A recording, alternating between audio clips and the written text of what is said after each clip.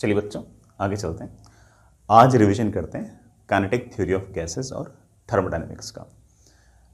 Undoubtedly one of the most easiest topics of JEE Main as well as JEE advance.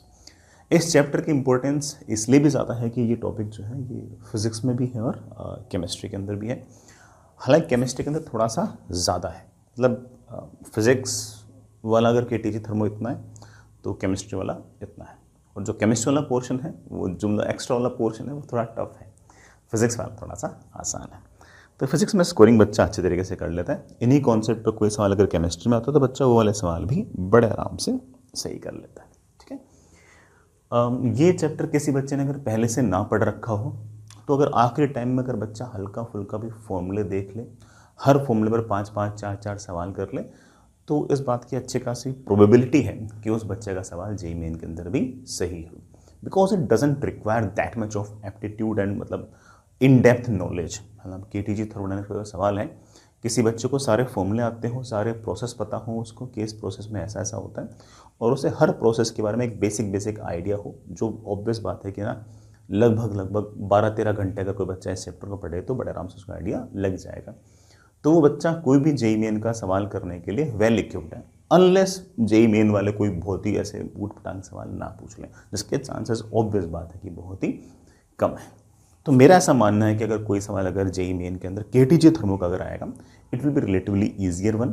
किसी बच्चे ने ना पढ़ रखा हो तो मैं कहूँगा कि बेटा एटलीस्ट की 15 hours of intense study of for this chapter. अगर नहीं पढ़ रखा उस बच्चे को बोल रहा हूँ 15 घंटे बड़े आराम से बड़े प्यार से सारे फॉर्मूले देखो, सारे कॉन्सेप्ट देखो और हर फॉर्मूले पे 4-5 आसान सवाल करो। मुझे ऐसा लगता है कि आपका सवाल जेईई मेन का बड़े आराम से सही हो जाएगा। ठीक है, चलिए मुद्दे पे आते हैं। बेटा स्टार्ट करते हैं काइनेटिक थ्योरी ऑफ गैसेस से। काइनेटिक थ्योरी ऑफ गैस ये कहती है कि अगर मान लीजिए कि आपके पास इस तरह से कोई डब्बा है, इस तरह थोड़ा कोई डब्बा है, इस डब्बे के अंदर जो गैसेस मॉलिक्यूल्स हैं वो रेंडमली हर डायरेक्शन के अंदर एक जगह से दूसरी जगह भागे जा रहे हैं। गैसेस मॉलिक्यूल्स जो है वो एक तरफ से दूसरी तरफ भागे जा रहे हैं। कोई पार्टिकल इधर भाग रहा है, कोई गैसेस पार्टिकल इधर भाग रहा है, कोई इधर भाग रहा है, कोई इधर भाग रहा है, कोई इधर भाग रहा है, कोई इधर भाग रहा है, वगैरह वगैरह। अगर डब्बा रेस्ट पे है तो इन सारे के सारे पार्टिकल्स की जो एवरेज वेलोसिटी आएगी, बेटा वो जीरो आएगी। एवरेज वेलोसिटी जीरो आना बहुत ही ऑब्वियस सी बात थी, क्योंकि सारे के सारे जो पार्टिकल्स हैं, गैसेस पार्टिकल्स हैं, वो हर रैंडम डायरेक्शन में मूव कर रहे हैं without giving preference to any direction. अगर किसी भी डायरेक्शन में अगर प्रेफरेंस नहीं दे रहे हैं तो ऑब्वियस बात है कि जितने पार्टिकल नीचे से ऊपर जा रहे होंगे उतने पार्टिकल ऊपर से नीचे आ रहे होंगे। तो एवरेज वेलोसिटी में ऑफकोर्स डायरेक्शन का फर्क पड़ता है, तो एवरेज वेलोसिटी बेटा आपकी जीरो आ जाएगी। अगर कंटेनर मूव कर रहा होगा तो एवरेज वेलोसिटी वही आएगी जो आपके कंटेनर की वेलोसिटी है। पार्टिकल्स जो हैं उनकी बेटा वेलोसिटी जीरो से लेकर वेरी लार्ज तक कुछ भी हो सकती है। जैसे एक मैक्सवेल डिस्ट्रीब्यूशन लॉ है, उसमें आप रफली ऐसा मान सकते हो रफली कि वाई एक्सिस जो है वो नंबर ऑफ मॉलिक्यूल्स को रिप्रेजेंट करती है रफली, और एक्स एक्सिस वेलोसिटी को रिप्रेजेंट करती है। और जो ग्राफ है वो रफली बेटा ऐसा आता है, मैक्सवेल डिस्ट्रीब्यूशन लो रफली ऐसा आता है। ये ग्राफ ये बताता है कि बहुत कम पार्टिकल्स ऐसे होते हैं जिनके पास स्पीड जीरो होती है, बहुत कम पार्टिकल्स ऐसे होते हैं जिनके पास स्पीड इनफाइनाइट होती हो। मोस्टली पार्टिकल्स के पास जो स्पीड है बड़ा वो एक मीडियोकर रीजन के अंदर होती है। ठीक है, जितना ज़्यादा टेम्परेचर होगा ज़्यादा से ज़्यादा पार्टिकल्स के पास हायर स्पीड होगी। जैसे मान लो कि 300 केल्विन पर ये वाला ग्राफ है, तो 600 केल्विन पर 600 केल्विन पर graph will be like this. 600 kelvin पर graph will like this. 600 kelvin पर graph will be like this, है ना। यहाँ पर बेटा ज़्यादातर पार्टिकल्स के पास स्पीड कम है, यहाँ पर ज़्यादा पार्टिकल्स के पास स्पीड ज़्यादा है। जितना ज़्यादा टेम्परेचर ऑफ कोर्स बेटा उतना ही ज़्यादा पार्टिकल्स के पास स्पीड होगी, तो ग्राफ थोड़ा सा उधर की तरफ खिसक जाएगा, हायर स्पीड की तरफ खिसक जाएगा। जितना ज़्यादा टेम्परेचर पार्टिकल्स के पास रैंडम स्पीड उतनी ही ज़्यादा, जितनी ज़्यादा रैंडम स्पीड उनके पास बेटा ऑफ कोर्स ग्राफ जो होगा थोड़ा सा इधर की तरफ खिसकता जाएगा। ठीक है, ऐसे कोई बहुत हाई फाई बात बेटा ये थी नहीं। एवरेज वेलोसिटी बेटा आपके पास इस तरह से जीरो आएगी, और जो वॉल्यूम ऑफ गैस बोलते हैं बड़ा, वो हमेशा वॉल्यूम ऑफ कंटेनर होगी। टेम्परेचर रिप्रेजेंट करता है कि मॉलिक्यूल्स के पास कितनी ज़्यादा रैंडम स्पीड है। ठीक, चलिए खैर, इन जी जितनी भी स्पीड्स हैं उनमें मेरे लिए बड़ा 3 स्पीड मेरे लिए बहुत ज़्यादा इंपॉर्टेंट है। सबसे ज़्यादा इंपॉर्टेंट है मेरे लिए रूट मीन स्क्वायर स्पीड। कौन सी? Root mean square speed. Root mean square speed का मतलब ये है कि सारे के सारे पार्टिकल्स की जो स्पीड है उन सब का पहले स्क्वायर कर दिया, फिर उसका एवरेज ले लिया, फिर रूट ले लिया। कहने का मतलब पहले स्क्वायर कर लिया, फिर मीन ले लिया, फिर रूट कर लिया। ये जो आरएमएस वेलोसिटी है पार्टिकल्स की, इसका फॉर्मूला बेटा प्लीज प्लीज प्लीज याद रखें। सबसे इंपॉर्टेंट बेटा यही है, that is under root of 3RT upon M. बेटा एम इज मोलर मास। मैं यहाँ पर क्लियर कर दूं बेटा इस बात को कि बहुत सारे बच्चे इसमें एक गलती कर सकते हैं कि जैसे मान लो ऑक्सीजन गैस है और ऐसा बोल दिया, जैसे फॉर एग्जांपल ऑक्सीजन गैस है और ऐसा बोल दिया कि 27 डिग्री सेल्सियस टेम्परेचर है, बताओ उसका VRMS क्या होगा। ठीक है, मुझसे पूछ लिया कि उसका VRMS कितना होगा। तो जो R लिखा हुआ है दैट इज गैस कांस्टेंट। बेटा SI यूनिट में उसको 25/3 रखना है। जो टेम्परेचर है वो हमेशा केल्विन में लिखना है, डिग्री सेल्सियस में नहीं लिखना। तो 27 ना लिखकर 27 + 273 मतलब 300 केल्विन लिखें। सबसे इंपॉर्टेंट चीज़ है बेटा ये एम है। एम मतलब मोलर मास। मेरे बच्चे बोले सर ऑक्सीजन गैस का तो मोलर मास 32 ग्राम पर मोल होता है, तो सर 32 लिख दूं? नहीं बेटा, अगर आप SI यूनिट यूज करो तो इसको भी SI यूनिट में ही आपको चेंज करना पड़ेगा और इसको आपको लिखना पड़ेगा 32 × 10⁻³ kg पर मोल। इन सारी वैल्यूज को अगर आप पुट करोगे तो ऑक्सीजन गैस का 27 डिग्री सेल्सियस पर आपका VRMS आ जाएगा। आई होप बेटा ये वाली बात आप याद रखोगे। सिर्फ 2 ही बातें मैंने याद करवाई है, एक तो टेम्परेचर बेटा आपका केल्विन में होगा और दूसरा मोलर मास जो आपको अक्सर ग्राम में याद रहता है, पहले उसको किलोग्राम के अंदर कन्वर्ट किया करो। यही ऐसी गलतियां हैं जो मुझे लगता है कि बच्चा इन जनरल करता है। फॉर्मूला तो याद रहता ही है। इस चीज को बेटा ऐसे भी आप लिख सकते हो, that is under root of 3 times pressure upon rho. P मतलब बेटा प्रेशर, रो मतलब आपकी density. Next is average speed. Average velocity नहीं बेटा, एवरेज स्पीड। एवरेज वेलोसिटी तो 0 आएगी। एवरेज स्पीड मतलब सारे के सारे पार्टिकल्स की स्पीड जोड़ ली और उनको नंबर ऑफ पार्टिकल्स से डिवाइड कर दिया। एवरेज स्पीड आपके पास जो आएगी बेटा that will be under root of 8 times gas constant temperature upon pi molar mass. Please बेटा याद रखें, अगेन R 25/3 यूज करना है, टेम्परेचर केल्विन में, मोलर मास बेटा पहले केजी के अंदर कन्वर्ट करना। ये जो RT अपॉन M है इसको आप बेटा चाहो तो P/ρ भी लिख सकते हो। ठीक है, समझ बेटा इस बात को। Most probable speed. बेटा मोस्ट प्रोबेबल स्पीड मतलब ये वो स्पीड है जो सबसे ज्यादा नंबर ऑफ पार्टिकल्स के पास है। जो ये वाली स्पीड है ना बेटा, ये सबसे ज्यादा नंबर ऑफ पार्टिकल्स के पास है। इसको हम बोलते हैं मोस्ट प्रोबेबल स्पीड और इसका फॉर्मूला होता है under root of 2RT upon M। ये जो RT अपॉन M था बेटा इसको हम लिख सकते हैं P/ρ। That is under root of 2RT upon M या फिर अंडर रूट ऑफ P/ρ। ये बेसिक बेसिक बड़ा फॉर्मूले हैं, प्लीज इनको थोड़ा सा याद रखें। मैं एक छोटी सी बात और बोलूंगा, जैसे मैंने ये कहा कि रफली मैक्सवेल डिस्ट्रीब्यूशन लॉ ये कहता है कि इस तरफ वेलोसिटी और इस तरफ नंबर ऑफ पार्टिकल्स के बीच में अगर हम ग्राफ बनाएं तो graph will look like this. Graph will look like this. ये वो वाली वेलोसिटी है जो सबसे ज्यादा नंबर ऑफ पार्टिकल्स के पास है और इसका मैंने पहले से नाम निकाल दिया है मोस्ट प्रोबेबल वेलोसिटी। इससे ज्यादा वेलोसिटी बेटा आपकी एवरेज वाली आएगी और इससे ज्यादा वेलोसिटी बेटा आपकी कौन सी आएगी? VRMS। तो मैंने चेक तो कर लिया ना, क्योंकि बेटा इसके अंदर रूट में 2 है, इसमें 8/π है। 8/π 2 से तो बड़ा है लेकिन 3 से छोटा है, इसमें 3 है, तो ये बड़ा है, ये सबसे छोटा है, ये बीच का। ठीक, तो ये बड़ा है, ये सबसे छोटा है, ये बीच का है। आगे चलते हैं बेटा। Next is mean free path. मैं बहुत ज़्यादा डिटेल में तो इसको नहीं बता रहा और ऐसा कोई पॉइंट है भी नहीं कि जिसके ऊपर बहुत ज़्यादा सवाल पूछे हों, लेकिन पिछले 4-5 साल के अंदर जेई ने इस पर 2 बार सवाल पूछ रखा है और ये फॉर्मूला ऐसा है जो मोस्टली बच्चों को याद नहीं रहता, हालांकि सवाल तो सिर्फ और सिर्फ फॉर्मूले पर ही था। ठीक है। लेकिन और मोस्टली बच्चों को बड़ा फॉर्मूला याद नहीं रहता, इसलिए बच्चे इस सवाल को नहीं कर पाए। ये वाला सवाल एक बार फिजिक्स में पूछ रखा है, एक बार केमिस्ट्री में पूछ रखा है, और शायद लास्ट के 5 साल में 2 बार पूछ रखा है, इसलिए मैं सिर्फ और सिर्फ इसका फॉर्मूला लिख रहा हूँ। ठीक है, हो सकता है कि बड़ा आप इससे आ जाए।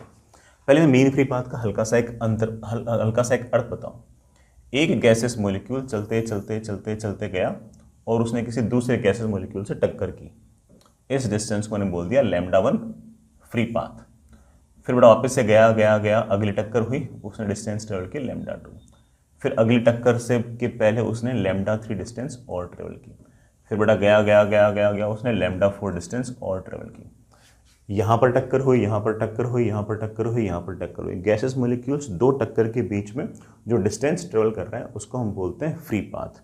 और इस फ्री पाथ का जो एवरेज है, एवरेज मतलब समझिए ना, λ1 plus λ2 plus λ3 plus λ4 divide by total number of कितने कोलिजन्स हुए, इनको अगर अपन डिवाइड करेंगे तो आपके पास बड़ा मेन फ्री पाथ आएगा।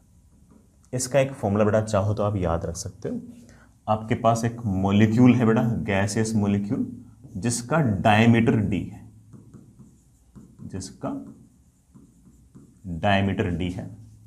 तो मीन फ्री पाथ का बड़ा फॉर्मूला है 1/√2 पाई d स्क्वायर NV। NV मतलब number of particles per unit volume. क्या बेटा? Number of particles per unit volume. मैं इसको और ढंग से लिख दूं, √2 पाई d स्क्वायर।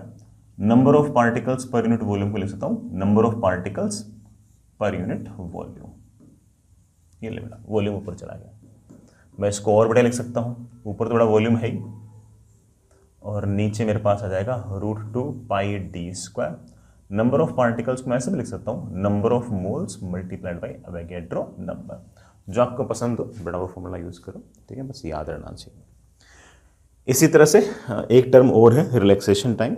इस पर अभी तक कोई सवाल नहीं पूछा जाए ने, बट फिर भी पता होनी चाहिए, क्योंकि इस पर पूछ रखा, पता लगा कल को इस पर पूछ लिया।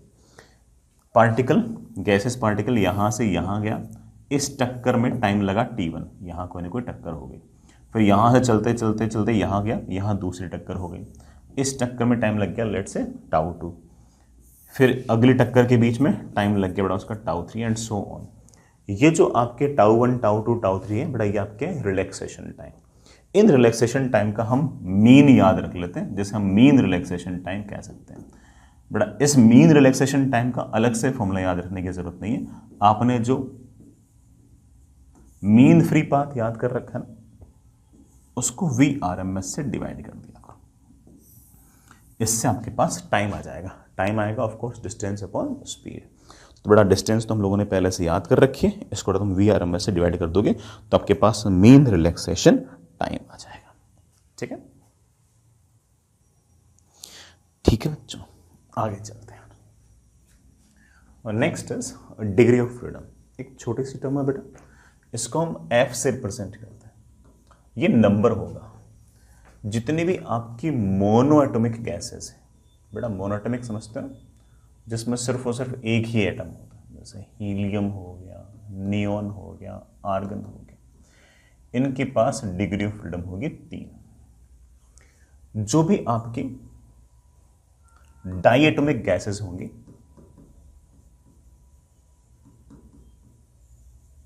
जैसे बेटा ऑक्सीजन हो गई, नाइट्रोजन हो गई, इन सब का डिग्री ऑफ फ्रीडम 5 होगा। जिसमें से आप ऐसा भी याद रख सकते हो कि इसमें से 3 डिग्री ऑफ फ्रीडम होगा ट्रांसलेशनल काइनेटिक एनर्जी के कारण, और 2 होगा रोटेशनल काइनेटिक एनर्जी के कारण। जो भी हमारी पॉलीएटॉमिक गैसेस होंगी, बड़ा पॉलीएटॉमिक मतलब जिसके अंदर 2 से भी ज्यादा एटम हो, जैसे मान लो कि अमोनिया ही हो गया, इनके पास बड़ा डिग्री ऑफ फ्रीडम आपके पास 6 होगी। और 6 को आप ऐसा कह सकते हो कि 3+3, 3 ट्रांसलेशनल और 3 बेटा आपकी रोटेशनल। अगर मान लो कि टेम्परेचर बहुत ज़्यादा हुआ, मान लो कि 1500 केल्विन, 1600 केल्विन, 2000 केल्विन ऐसा कुछ हुआ, तो डिग्री ऑफ फ्रीडम में आप बेटा 2 और जोड़ देना, जिनको हम वाइब्रेशनल डिग्री ऑफ फ्रीडम कहते हैं। ठीक है, लेकिन ये जो +2 करना है, ये इस पर सवाल आज तक कभी जेईई मेन ने पूछा नहीं है। ठीक है, तो आप सिर्फ और सिर्फ इतना ही मान के चले। बहुत हाई टेम्परेचर हुआ तभी ये +2 करना। Next is internal energy. आपके पास किसी डब्बे के अंदर अगर गैस भरी पड़ी है तो उस मुझे गैस की एनर्जी लिखनी है। उस गैस की जो एनर्जी होगी उसी को हम बेटा नाम दे रहे हैं इंटरनल एनर्जी। इंटरनल एनर्जी को हम यू से तो रिप्रेजेंट कर रहे हैं। अब यार ना एनर्जी में दो चीज़ें होती हैं बेटा, कौन से काइनेटिक एनर्जी और पोटेंशियल एनर्जी। मॉलिक्यूल्स के बीच में हमने ये जो गैसेस मॉलिक्यूल्स हैं इनके बीच में हम किसी प्रकार का कोई इंटरमोलिकुलर फोर्स नहीं मान रहे, इसलिए आप पोटेंशियल एनर्जी तो 0 रख देना, सिर्फ और सिर्फ काइनेटिक एनर्जी लिखना। और काइनेटिक एनर्जी बेटा आपके पास हमेशा होगी F/2 nRT। F क्या बेटा, डिग्री ऑफ फ्रीडम। nRT बेटा हमेशा प्रेशर इनटू वॉल्यूम के बराबर होगी, तो P × V। ये बेटा आपकी इंटरनल एनर्जी है। अगर कोई मुझसे ये पूछ ले कि चेंज इन इंटरनल एनर्जी कितनी है, तो बेटा आप इसको लिख देना F/2 ठीक है, N ठीक है, R ठीक है, it will B T final minus T initial. या फिर आप इसको ऐसे लिख देना F/2 तो बेटा बाहर निकाल लो, final pressure final volume minus initial pressure initial volume. कभी भी चेंज इन इंटरनल एनर्जी लिखनी हो तो आप ऐसे लिख सकते हो F/2 nR डेल्टा T, या फिर बेटा F/2 P final V final minus P initial V initial. आगे चलते हैं बेटा, हमारे पास बेटा गैस इक्वेशन तुम लोग जानते हो, pressure volume number of moles और टेम्परेचर आपस में कैसे रिलेटेड है, PV = nRT। इसमें खास बात बेटा आपके पास ये है कि R की जो वैल्यू है हम लोग बेटा फिजिक्स के अंदर SI यूनिट में 25/3 लेते हैं। टेम्परेचर बेटा आपका ऑफकोर्स केल्विन के अंदर होगा, बाकी सारी बातें बेटा परफेक्ट सी हैं। मैं इसको ऐसे भी लिख सकता हूं कि प्रेशर इनटू वॉल्यूम बेटा number of moles can be written as mass upon molar mass into RT। अगर मैं इस कैपिटल M को इधर ले जाऊं तो PM = mass upon volume into RT। Mass upon volume जो है ये एक तरह से आपके पास डेंसिटी है, तो आप ऐसा कह सकते हो कि PM = ρRT। ये भी एक रिलेशन है। PV = nRT या फिर बेटा PM = ρRT, एक तरीके से एक ही बात है, मतलब लिखने की बस स्टाइल अलग है, बाकी बेटा बात तो एक ही। ठीक, ये बड़ा इक्वेशन हमारी प्राइम है, ये हमें याद रहनी चाहिए। ज्यादा प्राइम इक्वेशन ऑफ कोर्स आपके पास ये वाली है। Next is work done by the gas. बेटा गैस जो वर्क डन करती है उसको क्या लिखोगे? देखो यार ना, सिंपल सी बात करूं तो अगर कभी कोई गैस एक्सपेंड कर रही है तो हम लोग फिजिक्स के अंदर ऐसा मान के चलते हैं कि गैस ने वर्क डन किया है और वर्क डन पॉजिटिव है। अगर कोई गैस कंप्रेस होती है तो हम बोलेंगे कि गैस ने जो वर्क डन किया है वो नेगेटिव किया है, या फिर ऐसे बोल देंगे गैस पर वर्क डन हुआ है, गैस ने नेगेटिव वर्क डन किया है, ये शब्द यूज करो, या फिर work is done on the gas, ये शब्द एक ही है, मतलब कोई बहुत बड़ा अंतर इसमें है नहीं। छोटा सा अगर वॉल्यूम चेंज होता है तो जो वर्क डन आएगा बेटा that is equals to P × dV। अगर मान लीजिए कोई गैस हल्की सी एक्सपेंड होती है dV तो बेटा वर्क डन आएगा P × dV।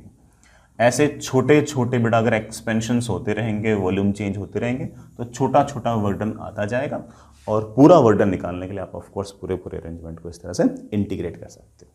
मैं यहाँ पर एक बात और बोलूँगा बेटा कि अगर मान लीजिए आपके पास ये प्रेशर है और ये वॉल्यूम है, और इन दोनों के बीच में मान लीजिए कि ये वाला ग्राफ है, बड़ा वॉल्यूम है, ये V इनिशियल, ये V फाइनल, तो ये वाला जो एरिया है, ये इस इंटीग्रेशन के बराबर होगा, और ये जो इंटीग्रेशन होगा ये वर्क डन के बराबर होगा। तो आप ऐसा कह सकते हो कि area under pressure volume curve will provide us the work done. Pressure और वॉल्यूम कर्व के बीच का ये जो एरिया है ये आपको हमेशा वर्क डन दे देगा। ठीक है, इवन कल को बड़ा अगर मान लीजिए कि आपके पास कोई साइक्लिक प्रोसेस हुआ, मान लो बड़ा ये प्रेशर है और ये वॉल्यूम है और इस तरह का कर्व है ऐसे क्लॉकवाइज, तो ये वाला जो एरिया है ना यही आपका वर्क डन होगा, यही आपका वर्क डन होगा। अगर मान लो बेटा कल को ऐसा हुआ कि ये प्रेशर हुआ और ये वॉल्यूम हुआ, और मान लो कि प्रोसेस ऐसा हुआ, बस एंटी क्लॉकवाइज हुआ, तो ये वाला एरिया निकाल लेना। अब बेटा बस इसमें इतना सा फर्क है कि एरिया जो है ना वो तो हमेशा ही पॉजिटिव होगा, लेकिन इस केस में एंटी क्लॉकवाइज वाले केस में वर्क डन आपका नेगेटिव आएगा। हालांकि आप चाहो तो एक्चुअली निकाल सकते हो, मैं तो एक बार सिर्फ और सिर्फ याद करा रहा हूँ कि क्लॉकवाइज में work done positive, anti clockwise में टोटल वर्क डन नेगेटिव। तो इस केस में अगर वर्क डन लिखो ना तो एरिया के बराबर मत लिख देना, माइनस ऑफ एरिया लिख देना। माइनस किस लिए? क्योंकि we know it very well कि ना एंटी क्लॉकवाइज अगर आएगा तो टोटल वर्क डन नेगेटिव होगा, क्लॉकवाइज आएगा तो वर्क डन आपका पॉजिटिव होगा। तो कभी इस तरह से साइक्लिक प्रोसेस हो तो आप सीधा ही बड़े आराम से वर्क डन लिख सकते हो। आगे चलते बेटा, हमारे फिजिक्स का बेटा फर्स्ट लॉ। फिजिक्स में तो मोर और लेस बेटा ठीक है, फर्स्ट लॉ ही सब कुछ है थर्मोडायनेमिक्स के अंदर, सेकंड लॉ थर्ड लॉ वगैरह बेटा ऐसा कुछ है नहीं। केमिस्ट्री में तो ऑब्वियस बात है बेटा वो भी है और वो भी अच्छे खास हैं। फर्स्ट लॉ कहता है कि अगर आपके पास कोई गैस है,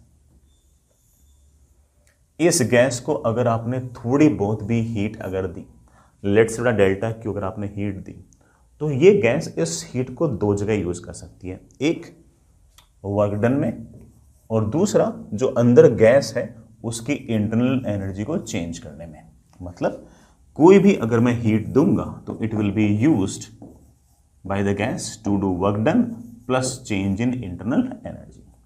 अगर ज़्यादा हीट दी तो आप ऐसा कह सकते हो कि जितनी भी हीट दूंगा उससे या तो गैस वर्क डन कर देगी प्लस बेटा उसकी इंटरनल एनर्जी चेंज हो जाएगी। This is known as your first law. This is first law of thermodynamics. Work done बेटा कब पॉजिटिव कब नेगेटिव आप जानते हो, मैं फिर से लिखूं क्या? अगर वॉल्यूम बढ़ेगा तो वर्क डन पॉजिटिव, अगर वॉल्यूम घटेगा तो बेटा वर्क डन आपका नेगेटिव। बेटा डेल्टा यू मतलब चेंज इन इंटरनल एनर्जी, बेटा चेंज इन इंटरनल एनर्जी का मैं फॉर्मूला सिखा चुका हूँ, F/2 NR डेल्टा टी। अगर आपका टेम्परेचर बढ़ेगा तो ऑफकोर्स आपका डेल्टा यू पॉजिटिव होगा, अगर आपका टेम्परेचर घटेगा तो आपका डेल्टा यू नेगेटिव होगा। डेल्टा क्यू बेटा घबराने की जरूरत ही नहीं है, अगर आपने हीट दी है सिस्टम को तो डेल्टा क्यू पॉजिटिव आएगा, अगर आपने सिस्टम में से हीट बाहर निकाली है तो माइनस आएगा। कितना सिंपल सिंपल फ्लैट फ्लैट है ना? कोई ऐसे कोई रॉकेट साइंस नहीं है, कुछ भी हाई फाई चीज़ नहीं है, सिंपल सपाट आपकी बात है, समझते हो? ठीक है ना? इससे हमारा काफ़ी हद तक काम बन जाएगा, सारा काम हमारा इससे बन जाएगा, हमें कोई खास दिक्कत ऐसी आएगी नहीं। मैं एक छोटी सी बात और बताना चाहता हूँ बेटा, अगर मान लीजिए कि आपके पास ये कोई गैस है, इसके नंबर ऑफ मोल्स हैं n, और अगर मैंने इसको कोई हीट दे दी है लेट्स से डेल्टा क्यू, तो हम एक टर्म डिफाइन करते हैं molar heat capacity. Molar heat capacity को हम C लिखते हैं और इसकी वैल्यू होती है कि मैंने कितनी heat the divided by number of moles और डिवाइडेड बाई, अगर आप हीट दोगे तो इसका टेम्परेचर भी चेंज होगा। मान लीजिए बेटा इसका टेम्परेचर चेंज हुआ है डेल्टा टी, तो divide by N delta T. याद रहेगी बेटा, molar heat capacity is simply heat का जो भी आदान प्रदान है वो divide by N times delta T, divided by N times of delta T. इतना सा याद रखोगे बेटा अपना काम बड़े आराम से बन जाएगा। ये बेटा आपकी मोलर हीट कैपेसिटी है। अब यार अलग अलग प्रोसेस के लिए डेल्टा क्यू अलग अलग होगा, तो अलग अलग प्रोसेस के लिए मोलर हीट कैपेसिटी भी अलग अलग होगी, वो अपन देख लेंगे, कोई इतना बहुत बड़ा टास्क ऐसा ये है नहीं। आई होप बेटा सारी बातें समझ में आ गई। ठीक है, आगे चले। नेक्स्ट इज, अब प्रोसेस देखते हैं। सबसे पहले आइसोकोरिक प्रोसेस।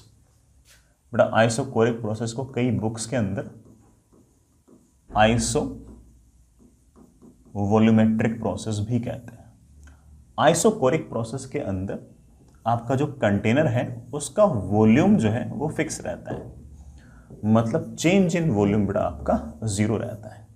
शब्दों की अगर बात करूं तो ऐसा लिखा होगा सवाल के अंदर कि आपका जो कंटेनर है वो रिजिड है, या फिर ऐसा लिखा होगा कि इसके साथ जो पिस्टन लगा हुआ है वो फिक्स है। इस तरह के शब्द यूज कर रखे होंगे।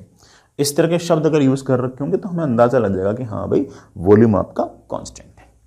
सर वर्क डन कितना होगा? बेटा छोटा सा वर्क डन छोटे से वॉल्यूम चेंज के लिए मेरे बच्चे जानते हैं कि P इंटू डी वी, मगर डी वी तो आपका 0 है, तो बेटा इसका मतलब किसी प्रकार का कोई वर्क डन है ही नहीं, कोई वर्क डन नहीं है।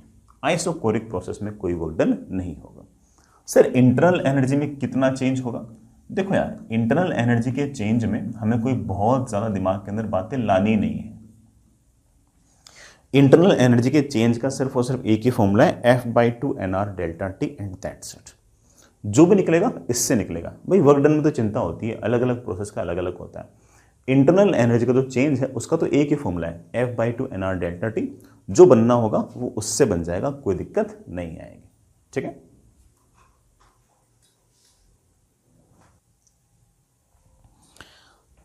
लेकिन ये जो NR डेल्टा टी है ना, इसको हम बड़े आराम से लिख सकते हैं, P final V final minus P initial V initial. V तो सेम ही है तो बाहर निकाल लो, तो मेरे पास ये आ जाएगा F/2 टाइम्स V तो बड़ा बाहर आ गया, P final minus P initial is of course change in pressure. ये आपके पास आ गया बड़ा क्या, डेल्टा EU, सॉरी ये आ गया प्लस डेल्टा, ये आ गया आपके पास डेल्टा। फॉर्मूला तो यही था, ये तो हमने ऐसे ही निकाल लिया। कल को अगर मान लो कि ये बोल दें कि हाँ भाई ये गैस है, इस कंटेनर के अंदर है, कंटेनर फिक्स है, हमने इसको इस तरह से हीट किया कि इसका प्रेशर यहाँ से बढ़कर इतना हो गया, बताओ इंटरनल एनर्जी कितनी चेंज होगी। सिर्फ फॉर्मूले में वैल्यूज पुट करनी है, हमारा आंसर आ गया। सर कितनी हीट देनी पड़ेगी, कितनी हीट देनी पड़ेगी, उसके लिए तुम जानते हो कि फर्स्ट लॉ का फॉर्मूला लगेगा, that is delta Q is equal to delta U plus W। आपका W तो आइसोकोरिक प्रोसेस में 0 है, तो आप सीधा ही बोल दो कि यार delta Q is equal to delta U, that is F/2 NR delta T। तो किसी भी आइसोकोरिक प्रोसेस में कितनी हीट देनी पड़ेगी वो हम बड़े आराम से इस फॉर्मूले से बता सकते हैं। या फिर कितनी हीट देनी पड़ेगी मैं उसको ये भी लिख सकता हूं कि दैट इज F/2 बड़ा डेल्टा U को मैं ऐसे भी लिख सकता हूं कि V times of delta, V times of delta. ये हमारा आंसर आ गया। जैसे फॉर एग्जाम्पल, मैं जैसे एग्जाम्पल के लिए बोलूं कि मान ले बेटा कि मेरे पास 56 ग्राम नाइट्रोजन गैस है और वो किसी कंटेनर के अंदर बंद है। कंटेनर की सारी दीवारें जो है वो फिक्स्ड है और मैंने ऐसे किसी हीटर से उसको हीट किया और हीटर से हीट करके उसका टेम्परेचर मैंने 10 डिग्री सेल्सियस चेंज कर दिया। तो बताओ कि वर्क डन कितना होगा, बताओ कि उसकी इंटरनल एनर्जी कितनी चेंज होगी, और ये बताओ कि उसको कितनी हीट मिलेगी। बहुत आसान है बेटा। अब एक बार बोल दिया कि कंटेनर के सारे दीवारें फिक्स हैं तो ऑफ कोर्स प्रोसेस हो गया आइसोकोरिक, आइसोकोरिक हो गया तो वर्क डन तो हो गया 0। रही बात डेल्टा U की, डेल्टा U मुझे पता है F/2 NR delta T। Nitrogen है डायटोमिक गैस तो F की वैल्यू आ गई 5/2। नंबर ऑफ मोल्स, बेटा नंबर ऑफ मोल्स होता है मास अपॉन मोलर मास। 56 ग्राम बेटा मास है, नाइट्रोजन गैस का मोलर मास बेटा कितना होता है 28, तो 56 divide by 28, number of moles आ गया 2।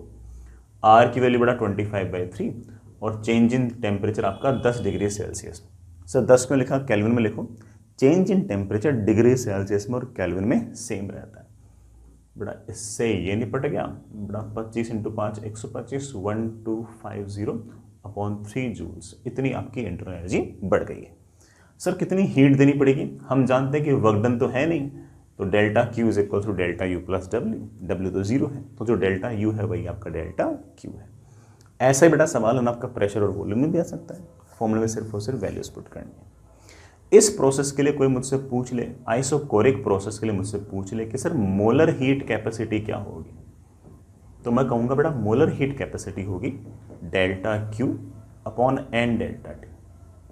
डेल्टा Q हमने अभी भी निकाल ली थी बेटा, कितनी निकाली थी, F/2 NR delta T divide by N delta T। N delta T N delta T cancel, ये मेरे पास आ गया F/2R। इस C को हम जानबूझ के ऐसे CV लिख देते हैं, क्यों, क्योंकि ये C तब है जब वॉल्यूम आपका कांस्टेंट है आइसोकोरिक के लिए। जैसे मान लो मोनोटोमिक गैस है तो उसके लिए आप कह सकते हो कि सर CV की वैल्यू आ गई है बड़ा, F को 3 रखना तो 3/2R। जो हमारी डायटोमिक गैस है उनके लिए मेरे पास जानते हैं कि F की वैल्यू होती है 5, तो उनके लिए CV की वैल्यू मेरे पास आ गई है बेटा 5/2R। जो हमारी पॉलीएटॉमिक गैसेस है उनके लिए बेटा तुम जानते हो कि F की वैल्यू होती है 6/2 कितना हो गया 3। ये बेटा आपके C की वैल्यूज हैं आइसोकोरिक प्रोसेस के लिए। ठीक है, याद रख सकते हो, कोई बहुत बड़ा ऐसा काम है नहीं। आगे चलिए बच्चों, नेक्स्ट अगला process isobaric process. Isobaric process उसे कहते हैं जब बड़ा आपका प्रेशर कांस्टेंट रहे, जब बड़ा आपका प्रेशर जो है वो कांस्टेंट रहे। लिखिए बड़ा इस बात को, जिस बार प्रेशर कांस्टेंट रहे, प्रेशर कांस्टेंट रहे मतलब एक तरीके से चेंज इन प्रेशर आपका जीरो रहे। सर इस प्रोसेस में वर्क डन क्या होगा? बेटा वर्क डन तुम लोग जानते हो, that is integration of P D. P को बेटा इंटीग्रेशन से बाहर निकाल लो। सर क्यों निकाल लो? बेटा प्रेशर तो कांस्टेंट है, और इंटीग्रेट कर दो इनिशियल वॉल्यूम से लेकर फाइनल वॉल्यूम तक। पी तो ठीक है बेटा, डीवी का इंटीग्रेशन आएगा वी, लिमिट लगाऊंगा वी इनिशियल से वी फाइनल तक, तो वर्क डन का मेरे पास फॉर्मूला आ जाएगा P into V final minus V initial, that is P delta V. Isobaric process के अंदर आपके वर्क डन का फॉर्मूला P डेल्टा वी है, सिंपल। अच्छा एक बात और, फाइनल प्रेशर फाइनल वॉल्यूम को मैं ऐसे भी लिख सकता हूं NRT final, final pressure initial pressure initial volume को मैं ऐसे भी लिख सकता हूं NRT इनिशियल। तो वर्क डन का एक फॉर्मूला और आ गया NRT final minus T initial, या फिर दूसरे शब्दों में कहूं तो NR डेल्टा T। ये आ गया है मेरे प्यारे बच्चों आपका वर्क डन। ये भी फॉर्मूला अपने आप में सही है बेटा, ये भी अपने आप में फॉर्मूला सही है। ये प्रेशर और वॉल्यूम दे रखा हो तब, ये नंबर ऑफ मोल्स और टेम्परेचर दे रखा हो तब। सर डेल्टा यू कितना होगा? अब यार डेल्टा यू है ना, उसमें तुम रिलैक्स रहा करो, उसका फॉर्मूला बहुत ही क्लियर सा है कि that is F/2 NR delta T. वो अलग बात है कि मैं ना NR डेल्टा टी को क्या लिख सकता हूं? P delta we. P constant था इसलिए बाहर आ गया ना, तो मेरे पास डेल्टा यू का फॉर्मूला आ गया F/2 P डेल्टा। P तो बड़ा प्रेशर जो पूरे टाइम कांस्टेंट है, डेल्टा वी मतलब बड़ा final volume minus initial volume. Sir isobaric process में कितनी हीट देनी पड़ेगी? उसके लिए फर्स्ट लॉ लगा दो। फर्स्ट लॉ कहता है कि delta Q is equal to delta U plus W. Delta U मेरे पास है F/2 NR delta T, work done बड़ा मेरे पास है NR डेल्टा टी। तो कुल मिलाकर डेल्टा क्यू की वैल्यू आ गई मेरे पास F/2 plus 1 NR delta T. अलग से फॉर्मूला याद रखने की जरूरत नहीं, तुम सिर्फ याद रखो कि मुझे डेल्टा यू आता है, वर्क डन आता है, दोनों को जोड़ के डेल्टा क्यू निकाल लूंगा। ठीक है, मैं इसको ऐसे भी लिख सकता हूं कि F/2 तो ठीक है बेटा, प्लस 1 भी ठीक है, ये जो NR डेल्टा टी है मैं इसको P डेल्टा वी भी लिख सकता हूं, तो P डेल्टा। तो मुझे तो ऐसे ना अलग अलग से कोई फॉर्मूला याद रखने की जरूरत नहीं पड़ती। मुझे तो कई बार ऐसा रहता है कि अगर मुझे वर्क डन का फॉर्मूला याद है ना तो मैं सारे काम कर लूंगा, क्योंकि डेल्टा यू का फॉर्मूला तो हमेशा सेम रहेगा, वर्क डन का फॉर्मूला अलग अलग प्रोसेस में अलग अलग होगा। वो अगर मेरे को याद है तो मैं हर बार बोल दूंगा कि work done plus delta U is equals to delta Q, मेरा काम बन जाएगा हमेशा। ठीक है बच्चों, आसान सा काम था। अच्छा इस केस में आपकी मोलर हीट कैपेसिटी क्या होगी? आप बोलोगे सर मोलर हीट कैपेसिटी होगी delta Q upon n delta T. Delta Q हमने अभी भी निकाला है बेटा, कितनी? F/2 plus 1 NR delta T upon n delta T. ये एन डेल्टा टी कैंसिल बेटा, मेरे पास ये आ गया है F/2 plus 1 times of R। इसका मतलब आइसोबैरिक प्रोसेस के अंदर मोलर हीट कैपेसिटी ये है। आइसोबैरिक है इसलिए बेटा मैं इसको जानबूझ के Cp लिख रहा हूं बेटा, सबस्क्रिप्ट मैंने P इसलिए लिख दिया क्योंकि ये C उस प्रोसेस के लिए है जिस प्रोसेस में आपका प्रेशर कांस्टेंट है। हालांकि Cp थोड़ा सा Cv से ज्यादा आया है। देखना बेटा, आपका जो Cv आया था मतलब कांस्टेंट वॉल्यूम के अंदर आपका जो C आया था वो F/2 R आया था, और कांस्टेंट प्रेशर में आपको जो C आया है वो F/2 प्लस 1 R आया है। तो Cp जो है वो Cv से बड़ा है। कितना बड़ा है? R। इसको हम बड़ा मेयर्स रिलेशन भी कहते हैं। क्या कहते हैं बेटा? Mayer's relation. एक बात तो बेटा, Cp और Cv का जो रेशो है इसे हम गामा कहते हैं, इसे रेशो ऑफ स्पेसिफिक हीट्स भी बोलते हैं। इसको बड़ा मैं 1 + 2 अपॉन F भी लिख सकता हूँ बेटा, कर लेना। Cp मैंने लिखा रखा है, Cv लिखा रखा है, डिवाइड करना, R गायब हो जाएगा, यही आ जाएगा बेटा। इसे हम बोलते हैं रेशियो ऑफ स्पेसिफिक हीट्स। अब चलो, मोनोएटॉमिक गैस है, ठीक है। मोनोएटॉमिक गैस की F की वैल्यू होती है 3 3/2 + 1 बड़ा कितना हो गया 5/2R। मोनोटोमिक गैस के लिए Cp की वैल्यू होगी 5/2R। मोनोटोमिक गैस के लिए गामा कितना होगा, गामा है Cp/Cv, Cp है 5/2R और हम देख चुके हैं कि मोनोटोमिक गैस का जो Cv है वह है 3/2R। जैसे डिवाइड किया बड़ा गामा की वैल्यू मोनोटोमिक गैस के लिए आएगी 5/3। जो डायटोमिक गैस है उसके लिए डिग्री ऑफ फ्रीडम है 5/2 + 1 बड़ा कितना 7/2, तो उसके लिए 7/2R। डायटोमिक के लिए गामा कितना होगा, गामा होगा Cp/Cv, डायटोमिक का Cp है 7/2R, Cv था 5/2R, डिवाइड किया तो 7/5 आ गया। मोनोटोमिक का हो गया, पॉलीएटोमिक का Cp कितना होगा, बड़ा पॉलीएटोमिक का डिग्री ऑफ फ्रीडम 6 होता है, 6/2 3 + 1 4R। रही बात बड़ा गामा की, पॉलीएटोमिक का Cv था 3R, Cp है 4R, इन दोनों का जो रेशो है बड़ा ऑफ कोर्स 4/3 है।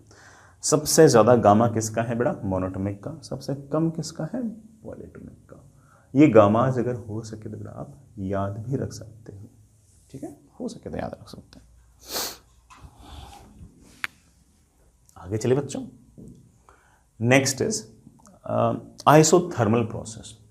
आइसोथर्मल प्रोसेस हम उस प्रोसेस को बोलते हैं जिसमें पूरे रास्ते आपका टेम्परेचर जो है वो कांस्टेंट रहे या फिर चेंज इन टेम्परेचर आपका 0 हो। टेम्परेचर कांस्टेंट का अर्थ सुनना बेटा, PV = nRT, number of moles बड़ा गैस के डब्बे में कांस्टेंट, R वैसे कांस्टेंट, टेम्परेचर भी कांस्टेंट, इसका मतलब pressure into volume is constant. Pressure into volume is constant का मतलब ये हो गया कि अगर ये मेरे पास प्रेशर है और अगर मेरे पास ये वॉल्यूम है तो प्रेशर और वॉल्यूम के बीच ग्राफ आएगा ऐसे। ये इनिशियल वॉल्यूम पर इनिशियल प्रेशर, ये फाइनल वॉल्यूम पर फाइनल प्रेशर, ठीक है। और तो और बड़ा P × V कांस्टेंट है, इसका मतलब initial pressure initial volume is equals to final pressure पर फाइनल वॉल्यूम। ये मल्टीप्लिकेशन आपका फिक्स ही रहेगा। खैर मुद्दे पे आते हैं, वर्क डन कितना होगा। वर्क डन का हम बेसिक फॉर्मूला जानते हैं कि दैट इज इंटीग्रेशन PdV। अब बड़ा P तो मैं बाहर निकाल नहीं सकता, क्यों, क्योंकि प्रेशर कांस्टेंट नहीं है, लेकिन प्रेशर को मैं हमेशा लिख सकता हूं nRT/V इंटीग्रेशन। इसमें से बड़ा आप nRT बाहर निकाल लो, आपके पास सिर्फ और सिर्फ बचेगा dV/V। V को कहां से कहां तक इंटीग्रेट करेंगे, इनिशियल वॉल्यूम से फाइनल वॉल्यूम। तो आप वर्क डन का यहां पर फॉर्मूला निकाल सकते हो कि work done is basically nRT log of V final/V initial. तो आइसोकोरिक प्रोसेस में आपका वर्क डन ये होगा। मैं एक बात और क्लियर कर दूं बेटा कि ये वर्क डन इस एरिया के बराबर होगा। ये जो एरिया है और ये जो वर्क डन है ये एग्जैक्टली सेम है। प्रेशर और वॉल्यूम का जो कर्व है उसके नीचे का एरिया आपको हमेशा वर्क डन देगा, ठीक है। तो आप ऐसा कह सकते हो कि ये वर्क डन एरिया के बराबर है, ठीक है प्यारे वाले बच्चों। मैं अगर आपसे पूछूं कि इस आइसोकोरिक प्रोसेस के अंदर डेल्टा U कितना होगा, तो आप बोलोगे सर डेल्टा U का फॉर्मूला तो बहुत ही फिक्स है, क्या, F/2 nR delta T, n miss हो गया, लेकिन डेल्टा T तो आपका 0 है। डेल्टा T 0 तो इसका मतलब इंटरनल एनर्जी के अंदर किसी प्रकार का कोई चेंज नहीं है। इंटरनल एनर्जी में किसी प्रकार का कोई चेंज नहीं है, इस बात का मतलब ये है कि फर्स्ट लॉ मुझे ये कहेगा कि जो भी मैंने हीट दी है it is always equals to delta U + W। अगर डेल्टा U नहीं है, इस बात का मतलब जितना वर्क डन है बट जितना वर्क डन है उतना ही आपका डेल्टा Q है। तो delta Q should be equal to work done, that is equals to nRT log of V final/V initial. यही बेटा आपका डेल्टा Q है, ठीक, सिंपल सा सवाल रहेगा, कभी कोई इसमें खास दिक्कत नहीं आएगी। जैसे मैं एक एग्जांपल के लिए बोलूं, बड़ा मान लीजिए कि मेरे पास ये कोई कंटेनर है और इसका फिक्स कर रखा है कि इसका टेम्परेचर 27 डिग्री सेल्सियस कांस्टेंट ही रहेगा और मैंने इसको बड़ा हीट दी ऐसे, ठीक है। और ये मेरे पास एक तरह से 12 ग्राम हीलियम गैस पड़ी है इसके अंदर, और हीट देते देते देते मैंने इसका जो वॉल्यूम था ना वो 1 लीटर से बढ़ाते बढ़ाते 3 लीटर कर दिया, 3 लीटर कर दिया। टेम्परेचर मैंने कांस्टेंट रखा है। वही बड़ा 3 सवाल कि वर्क डन कितना होगा, इंटरनल एनर्जी में चेंज कितना होगा, और कितनी हीट मुझे देनी पड़ेगी। सिंपल बेटा, वर्क डन पता है आइसोकोरिक प्रोसेस है तो Nr delta T. Sir what are the number of moles? Number of moles will be mass upon molar mass. Mass है 12 ग्राम, हीलियम का मोलर मास होता है 4, 12/4 3 मोल्स है। आर की वैल्यू 25/3। टी बड़ा टी 27 मत लिखना, बड़ा 300 लिखना। Log of V final upon V initial, बड़ा लीटर लीटर कैंसिल हो गया इसलिए log 3 लिख सकते हो, कोई दिक्कत नहीं है। सर डेल्टा यू कितना होगा? ऑफ कोर्स बड़ा डेल्टा यू तो 0 होगा, टेम्परेचर तो कांस्टेंट है। तो सर मुझे आखिर कितनी हीट देनी पड़ी? बड़ा हीट देनी पड़ेगी दिस प्लस दिस, ये तो 0 है, तो आप सीधा का सीधा लिख सकते हो कि दैट इज बेसिकली 7500 Ln3। इतनी हीट आपको देनी पड़ेगी, ऑफ कोर्स जूल्स, इतनी हीट आपको देनी पड़ेगी। सिंपल, कोई दिक्कत नहीं थी बेटा इसके अंदर, ये तो बहुत आसान सा काम था। आगे चलिए, ठीक है, आगे चलते हैं। Next is adiabatic process. Adiabatic process वो है जिसमें हीट का किसी प्रकार का कोई आदान प्रदान नहीं है, ना तो अपने सिस्टम को हीट दी हो ना अपने सिस्टम में से हीट निकाली हो, तो डेल्टा क्यू विल बी 0। ये जो प्रोसेस होगा इसमें P V raise to power gamma is equals to constant रहेगा। बड़ा गामा वही है आपका रेशियो ऑफ स्पेसिफिक हीट्स, जो आपका रेशियो ऑफ स्पेसिफिक हीट्स था बड़ा वही आपका gamma. P V raise to power gamma is equals to constant, मतलब आप ऐसा कह सकते हो कि initial pressure initial volume raise to power gamma is equals to final pressure final volume raise to power gamma. ऐसे आप initial pressure initial volume final pressure final volume को रिलेट कर सकते हो। इसमें वर्क डन अगर आप निकालना चाहो बट आप निकाल सकते हो। इसमें आपके पास वर्क डन की जो वैल्यू आएगी बड़ा it will B Nr delta T upon 1 minus gamma, या फिर P final V final minus P initial V initial upon 1 minus gamma. ये बड़ा आपके पास वर्क डन आएगा किसी भी एडियाबैटिक प्रोसेस के अंदर। एडियाबैटिक प्रोसेस की पहचान कैसे होगी? देखो ऐसे होगी, जैसे मान लो कि आपके पास ये कंटेनर है, तो ये बोल रखा होगा कि ये जो वॉल्स हैं ये आपकी एडियाबैटिक वॉल्स हैं। एक तो एडियाबैटिक शब्द यूज कर रखा होगा, एक शब्द और यूज करते हैं नॉन कंडक्टिंग।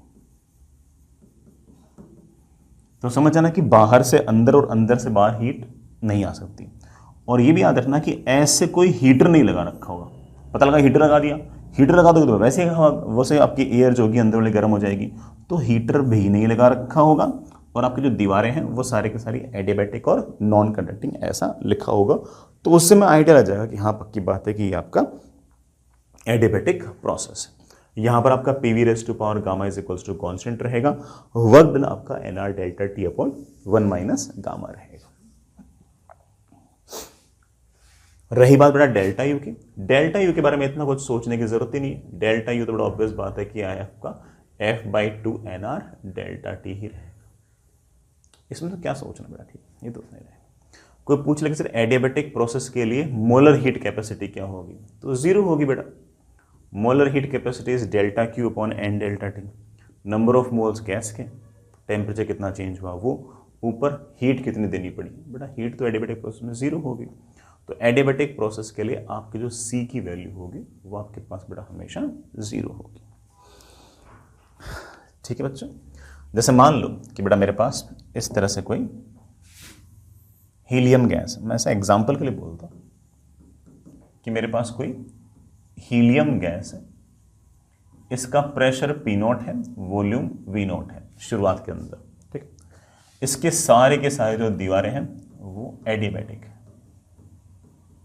और हमने इस गैस को फटाक से कंप्रेस कर दिया 1/8 ऑफ द इनिशियल वॉल्यूम। मतलब इनिशियल वॉल्यूम अगर V0 था तो मैंने इसका फाइनल वॉल्यूम V0/8 कर दिया। हमने इसको suddenly compressed to V0/8, final volume मैंने V0/8 कर दी। अब बड़ा सवाल पूछ रहा हूं, सबसे पहला बड़ा, इस हीलियम गैस का गामा क्या होगा, इस हीलियम गैस का फाइनल वॉल्यूम कितना होगा, गैस का वजन कितना होगा। ये तीन मेरे छोटे छोटे से सवाल कर लेंगे। सबसे पहली बात, गामा कितना होगा। बड़ा हीलियम गैस का गामा 1 + 2/f, हीलियम तो बड़ा आपकी मोनोटॉमिक है तो f तो 3 है, बड़ा आ गया 5/3। खैर हमें पहले से याद भी था कि मोनोटॉमिक गैसेस का गामा 5/3 होता है। सर फाइनल प्रेशर कितना होगा, सोच लेंगे। फॉर्मूला हमारे पास बहुत ही क्लियर है, initial pressure initial volume raise to power gamma is equals to final pressure final volume raise to power gamma. बड़ा V0 की पावर 5/3 V0 की पावर 5/3 कैंसिल, मेरे पास फाइनल प्रेशर आ गया P0 इंटू 8 की पावर 5/3। बड़ा 8 की पावर 5/3 32 हो गया, तो फाइनल प्रेशर मेरे पास आ गया 32 times of P0, 32 times of P0। Last सवाल मुझसे पूछ रहेगा कि बताओ वर्क डन कितना होगा। सोच लेंगे बेटा, वर्क डन क्या है, P final V final minus P initial V initial upon 1 minus gamma. ये आपका वर्क डन है। नेगेटिव आ रहा है, आना भी चाहिए, वॉल्यूम कम हुआ है थोड़ा, नेगेटिव तो आना ही चाहिए। मैं पर एक छोटी सी बात और बोलूंगा कि यहां पर आपका डेल्टा Q 0 होगा, तो इसका मतलब डेल्टा U प्लस W आपका 0 होगा। इसका मतलब वर्क डन और डेल्टा U में यहां पर सिर्फ और सिर्फ एक माइनस का ही अंतर है, ठीक है। हालांकि बहुत ही ऑब्वियस सी बात है, बट ठीक है बेटा, मुझे सलाह मैं आप से बोल देता हूँ, ठीक है। Delta U is always equals to minus of delta U। ये कब की बात कर रहा हूँ, सिर्फ और सिर्फ एडियाबेटिक प्रोसेस की ही बात कर रहा हूँ। नेक्स्ट इज बेटा पॉलीट्रोपिक प्रोसेस। पॉलीट्रोपिक प्रोसेस उसे बोलते हैं जिसमें P V raise to power some constant is equals to constant. ये जो A है ना, इसको हम पॉलीट्रोपिक कांस्टेंट बोलते हैं, ठीक है। इसके वर्क डन के लिए बेटा अलग से फॉर्मूला याद रखने की जरूरत नहीं है, तुम तो सिर्फ और सिर्फ बोलना कि सर यहां पर गामा है यहां पर A है, तो सर गामा को A से रिप्लेस कर दो, बिल्कुल सही बात है। इस तरह के प्रोसेस में वर्क डन का फॉर्मूला होगा NR delta T upon 1 minus A, या फिर P final V final minus P initial V initial upon 1 minus A। Delta U में अगेन मेरे बच्चे बिल्कुल रिलैक्स रहते हैं कि सर डेल्टा U तो क्लियर सा ही है कि that is F/2 NR delta T, या फिर F/2 P final V final minus P initial V initial. अगर मैं आपसे पूछूं कि इस तरह के पॉलीट्रोपिक प्रोसेस में हीट का कितना आदान प्रदान रहा है, तो आप बोलोगे सर हीट का आदान प्रदान रहा है डेल्टा U प्लस W। दोनों को मैंने ऐड किया तो डेल्टा U तो आ गया F/2 NR डेल्टा T, और वर्क डन मेरे बच्चे बोल चुके हैं कि sir that is NR delta T upon 1 minus A। तो किसी भी पॉलीट्रोपिक प्रोसेस के अंदर हीट का आदान प्रदान क्या होगा, आप बेटा इस फॉर्मूले से कह सकते हो। हालांकि फॉर्मूला थोड़ी है, सिर्फ वर्क डन का फॉर्मूला याद रखना है, बाकी तो खुद सोच सकते हो, मुझे तो खुद को याद नहीं रहते फॉर्मूले। अच्छा बेटा एक बात और, कोई मुझसे पूछ ले कि सर इस पॉलीट्रोपिक प्रोसेस का C कितना होगा, मैं बोल दूंगा कि C तो होता है delta Q upon N delta T। इस डेल्टा Q को N डेल्टा T से डिवाइड किया तो मेरे पास आ गया F/2R plus R upon 1 minus A। ये जो F/2R है इसको हम चाहें तो CV भी लिख सकते हैं। अरे वो था ना molar heat capacity at constant volume, तो आप कह सकते हो कि पॉलीट्रोपिक प्रोसेस में C की वैल्यू आएगी CV plus R upon 1 minus A। ये A क्या है, जो V पर पावर लगी हुई है, ये आपका C। स्टैंडर्ड से रिजल्ट है और सारे काम करके आपने देख लिए होंगे कि मेन चीज़ जो है ना वो तो सिर्फ और सिर्फ आपका वर्क डन है। बाकी सारी चीज़ें तो बिल्कुल लाइन से लगी पड़ी हैं। डेल्टा U वही होगा, वर्क डन को डेल्टा U को निकाल के Q निकाल लूँगा, Q को N डेल्टा T से डिवाइड करके उस प्रोसेस का C निकाल लूँगा। सारे प्रोसेस बिल्कुल सेट से ही हैं। मेन चीज़ है सिर्फ और सिर्फ वर्क डन का फॉर्मूला याद रखना, बाकी सब तो फॉलो कर लेगा, ठीक है। कभी कोई लोड रहेगा ही नहीं। समझ गए मेरे प्यारे बच्चों? अब इस तरह के सवाल बेवकूफ़ कैसे बना सकते हैं? ऐसे बोल सकते हैं कि p² v is equals to constant, और फिर नंबर ऑफ मोल्स दे दिए, चेंज इन टेम्परेचर दे दिया, तो आप बोलो सर फॉर्मूला लगा दूंगा। बेटा फॉर्मूला तो लगा दोगे, लेकिन यहाँ पर p² v equal to constant दे रखा है, वहाँ पर मैंने v पर पावर a लगा रखी है बेटा, यहाँ पर v पर पावर 1 है और p पर कोई ना कोई पावर लगा रखी है। तो इसको पहले उस फॉर्मेट में कन्वर्ट करो। उस फॉर्मेट में कन्वर्ट करने के लिए पूरे का रूट ले लो, पूरे का रूट ले लो। बेटा कांस्टेंट का रूट क्या होगा? Some constant.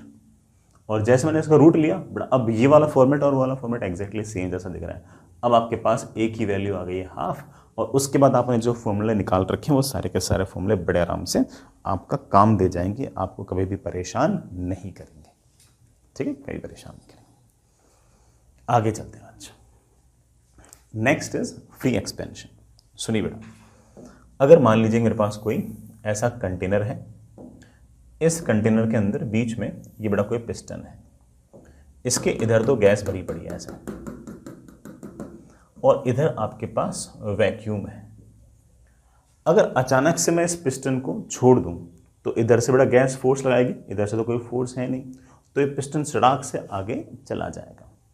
It means that this gas has expanded against vacuum, this gas has expanded against no force. या फिर मैं ऐसे होल कर दूं तो ये वाला जो गैस होगी वो यूं यूं इस वैक्यूम के अंदर चली जाएगी, और ऐसे केस के अंदर हम बोलते हैं कि gas is expanding against no force. अगर ये सारी की सारी दीवारें आपकी नॉन कंडक्टिंग है, अगर ये सारी की सारी आपकी दीवारें नॉन कंडक्टिंग है, तो मेरी बात सुनना बेटा, gas is expanding against no force, तो हम बोलेंगे कि हमारा वर्क डन 0 है। दीवारें सारे नॉन कंडक्टिंग है तो हम बोलेंगे कि आपका डेल्टा क्यू 0 है। डेल्टा क्यू भी 0, वर्क डन भी 0, delta Q is of course delta U plus W, तो डेल्टा यू भी आपका 0 रहेगा। तो इस तरह से अगर किसी नॉन कंडक्टिंग कंटेनर के अंदर गैस एक्सपेंड कर रही है अगेंस्ट नो फोर्स, तो हम बोलेंगे कि अपने आप में एक फ्री एक्सपेंशन है, और इसमें वर्क डन भी 0 होगा, डेल्टा क्यू भी 0 होगा और डेल्टा यू भी 0 होगा। इस बात पर एग्जैक्टली इसी कॉन्सेप्ट के ऊपर IIT एडवांस में सवाल पूछ रखे हैं, हो सकता है कि JEE में इनके अंदर भी कभी इस तरह की बात पूछ लें। तो मेरे ख्याल से आप इस बात को याद रखोगे कि अगर कोई gas against no force expand कर रही है फास्टली तो उसका वर्क डन 0 रहेगा। आगे चलते बेटा, नेक्स्ट इज कार्नोट साइकिल या फिर हीट इंजन। बेटा कार्नोट साइकिल और हीट इंजन का क्या फंडा है, सुनिएगा बेटा। हीट इंजन अपने आप में एक ऐसा अरेंजमेंट है जो हीट को मैकेनिकल वर्क के अंदर कन्वर्ट करता है। जैसे मान लीजिए कि आपके पास ये कार्नोट इंजन है, ये कहीं से हीट लेगा, जहां कहीं से हीट लेगा उसको हम बोल देंगे सोर्स। सोर्स के पास हाई टेम्परेचर रहेगा, जो हाई टेम्परेचर है मैंने उसके ऊपर के लिए T1 लिख दिया है। ठीक है, यहां पर हाई टेम्परेचर मेंटेन कैसे करेंगे? हम अक्सर जो हाई टेम्परेचर मेंटेन करते हैं वो मेंटेन करते हैं फॉसिल फ्यूल्स के जलाने से। मतलब बड़ा डीजल हो गया, पेट्रोल हो गया, है ना, इनका कंबशन लगातार होता रहेगा होता रहेगा होता रहेगा, तो यहां पर एक हाई टेम्परेचर लगातार मेंटेन होता रहेगा। इस हाई टेम्परेचर से हम कोई ना कोई हीट लेंगे, लेट्स से बड़ा हमने Q1 हीट ले ली, ठीक है। फिर यहां पर बड़ा कोई ना कोई सिंक होगा, सिंक जो होगा वो लोअर टेम्परेचर होगा। इस हीट में से हम कुछ हीट, हम मतलब इंजन जो होगा वो कुछ हीट सिंक को दे देगा, कुछ हीट बेटा किसको दे देगा? सिंक को दे देगा, और बाकी जो बचा हुआ है वो वर्क डन कर देगा, and work done will be Q1 minus Q2। Q1 heat ली, Q2 हीट बेटा सिंक को दे दी, अभी भी कितनी हीट बची? Q1 माइनस Q2, ये आपका वर्क डन है। तो एक तरीके से जो कार्नोट इंजन है ये हीट को कन्वर्ट कर रहा है वर्क डन में। ऐसा नहीं कि इसने सारी की सारी हीट को वर्क डन में कन्वर्ट कर दिया हो, उसके किसी पार्ट को, फ्रैक्शन को ही बेटा ये वर्क डन में कन्वर्ट कर पाया है। तो 100% एफिशिएंसी इसकी है नहीं, बट फिर भी इसने हीट को वर्क में हल्का फुल्का कन्वर्ट तो किया है। This conversion of heat into work is done by this Carnot engine या फिर एनी हीट इंजन। ठीक है बच्चों, हम यहां पर एफिशिएंसी डिफाइन करते हैं कि हमारे कार्नोट इंजन की एफिशिएंसी क्या है। एफिशिएंसी है कि मैंने कितना मैकेनिकल वर्क डन किया डिवाइडेड बाय मैंने कितनी हीट ली थी, कितनी हीट ली थी। तो आप बोलोगे सर मैंने वर्क डन किया है Q1 माइनस Q2 और मैंने हीट ली है ऑफ कोर्स बेटा कितनी, Q1। सिंपल, ये बेटा आपके पास एफिशिएंसी का फॉर्मूला है। कार्नोट इंजन के अंदर ये जो हीट का लेना देना है, ये 4 प्रोसेस से होता है। एक आइसोथर्मल एक्सपेंशन, फिर एडियाबैटिक एक्सपेंशन, फिर आइसोथर्मल कंप्रेशन और लास्ट में एडियाबैटिक कंप्रेशन। डिटेल्स बड़ा ऑफ कोर्स क्लास में पढ़ा रखी है, मैं तो सिर्फ और सिर्फ ये बता देता हूँ कि इस केस में आपका जो Q1 अपॉन Q2 है बड़ा, आपका जो Q1 अपॉन Q2 का जो रेशो है वो T1 अपॉन T2 के बराबर आएगा और इस कारण से आपके पास एफिशिएंसी की जो वैल्यू है वो T1 minus T2 upon T1 के बराबर आएगा। ये बड़ा आपकी एफिशिएंसी है। एफिशिएंसी को हम नीटा से रिप्रेजेंट करते हैं। बड़ा किससे रिप्रेजेंट करते हैं? नीटा से रिप्रेजेंट करते हैं। अगर मान लो कभी एफिशिएंसी परसेंटेज में दे रखी होगी तो पक्की बात है कि पूरे के पूरे अरेंजमेंट को आप लोगों ने 100 से मल्टीप्लाई कर रखा होगा। ये आपके सिंपल एफिशिएंसी का सवाल है। जैसे मैं एक छोटा सा एक एग्जांपल लेके बताऊं तो ठीक है बेटा, इतनी जिद कर रहे हो बता देता हूं। ये मेरे पास एक हीट इंजन है, कार्नोट इंजन है। ये सोर्स से हीट लेता है। जो सोर्स है बेटा इसका टेम्परेचर 327 डिग्री सेल्सियस है। सोर्स जो है उसका टेम्परेचर 327 डिग्री सेल्सियस है, उससे हीट लेता है और सिंक को देता है। जो सिंक है ना उसका टेम्परेचर आपके पास 27 डिग्री सेल्सियस है। कुछ हीट लेगा बड़ा, कुछ हीट उसको दे देगा, बाकी जो बचेगा उसका ये वर्क डन कर देगा, बाकी जो बचेगा उसका वर्क डन कर देगा। ठीक है। अब पहला सवाल, फाइंड एफिशिएंसी ऑफ साइकिल निकाल देंगे बेटा। एफिशिएंसी ऑफ साइकिल बेटा क्या था? Higher temperature minus lower temperature upon higher temperature. Higher temperature 327 बेटा केल्विन में कन्वर्ट करो। 327 degree Celsius is of course 600 kelvin. This is obviously 300 kelvin. तो मेरे पास आ गया 600 माइनस 300 अपॉन हायर। बड़ा एफिशिएंसी आ गई है हाफ या 0.5। परसेंटेज में अगर निकालना चाहो तो इसको 100 से मल्टीप्लाई कर दो तो 50% आपके पास आंसर आ जाएगा। एफिशिएंसी 0.5 आई है, इस बात का मैं अर्थ समझाता हूं। एफिशिएंसी 0.5 आई है, इस बात का मतलब ये है कि अगर आपने सोर्स से 400 जूल की अगर एनर्जी ली है तो उसका सिर्फ 0.5 ही आप वर्क डन कर पाए हो, सिर्फ और सिर्फ 200 जूल ही आप वर्क डन कर पाए हो। बाकी 200 जूल तो आपका कहां चला गया? सिंक में चला गया। समझ गए इस बात को? अगर आपने सोर्स से 1000 जूल एनर्जी ली है तो आपने वर्क डन सिर्फ और सिर्फ 500 जूल ही किया है, बाकी तो बड़ा आपने सिंक को 500 जूल दे दिया है। एफिशिएंसी कभी भी 100% नहीं होगी। ऐसा नहीं हो सकता कि सारे के सारे जो हीट है वो वर्क के अंदर कन्वर्ट हो जाए। ठीक है, आई रियली होप बेटा सारे की सारी बात आप समझ गए होंगे। बढ़िया काम था। आगे चलते हैं। नेक्स्ट इज रेफ्रिजरेटर या फिर हीट पंप। रेफ्रिजरेटर बोल दीजिए या बेटा एयर कंडीशनर बोल दीजिए, दोनों सेम कॉन्सेप्ट पर ही काम करते हैं। और हमारा जो कार्नोट इंजन वाला फंडा था ना उसका जस्ट एक तरीके से उल्टा है। मैं इसका फॉर्मूला भी बता रहा हूँ बेटा। इसके फॉर्मूले पर अगेन जेई ने सवाल पूछ रखा है। बहुत सारे बच्चे ये वाला कॉन्सेप्ट छोड़ के जाते हैं, क्या पता बेटा, है ना, किसी न किसी अटेम्प्ट के अंदर, किसी न किसी स्लॉट के अंदर इस पर कोई ना कोई सवाल आ जाए। और सवाल जो होगा वो सिर्फ और सिर्फ जितना मैंने पढ़ाया ना उससे बन जाएगा। ऐसा नहीं कि पूरा कोई रेफ्रिजरेटर देखने की जरूरत है, जितना मैं पढ़ा रहा हूँ उससे भी सवाल बन जाएगा, कोई दिक्कत नहीं होगी। ये रेफ्रिजरेटर है। अब रेफ्रिजरेटर करता क्या है? रेफ्रिजरेटर जो है वो एक जगह से हीट लेगा और बाहर निकाल देगा। देखो रेफ्रिजरेटर के अंदर बड़ा मान लो कि एप्पल पड़े हैं, मिल्क पड़ा है, ठीक है, वाटर पड़ा है, ये सब किसी टेम्परेचर T1 पर पड़े हैं। इनमें से रेफ्रिजरेटर कुछ ना कुछ हीट निकालेगा, उनको ठंडा करेगा। Q1 हीट निकाली और फिर इस हीट को बाहर निकाल देगा। आप नोटिस भी क्या होगा कि रेफ्रिजरेटर के पीछे से ताड़ियां सी लगी होती हैं और वो लगातार उसमें से हीट निकलती रहती है।